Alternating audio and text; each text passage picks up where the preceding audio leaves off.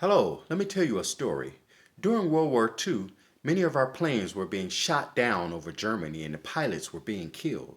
The Center for Naval Analysis decided to take a statistical approach to solve the problem.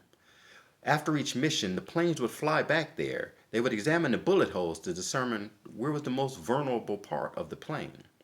What they saw was that most planes were being shot in the wings and in the body.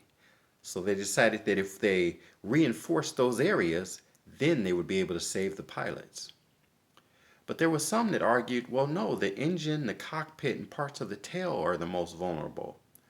The statisticians said, well, no, our data proves that all of these planes that we're seeing, that the majority of the bullet holes are in the body and in the wings. Therefore, that's what we'll reinforce.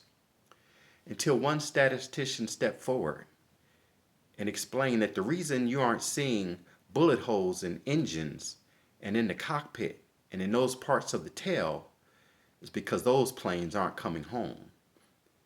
When they're shot there, those planes crash and the pilots are killed. They eventually realized that this statistician was right and that the vulnerable parts were the engine, the cockpit, and the tail. They were only looking at the surviving planes, so they only had part of the picture. Scientists now call this phenomena survival bias. It just goes to show that even though you may have a lot of data, how you analyze it and the assumptions you make play an important part of whether you're right or wrong. That actually reminds me of the theory that humans evolved from monkeys.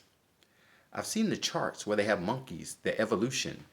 You start with a monkey, then you have another species, then another species, then another species, and eventually you get to man.